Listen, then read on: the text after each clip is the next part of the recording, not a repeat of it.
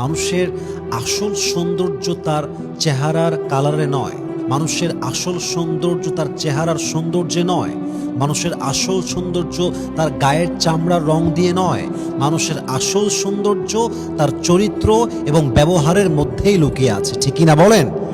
একজন মানুষ দেখতে খুবই হ্যান্ডসাম, খুব সুন্দর কিংবা সুন্দরী, কিন্তু ব্যবহারটা কুকুরের মতো, দেখবেন তাকে কেউ পছন্দ করে না।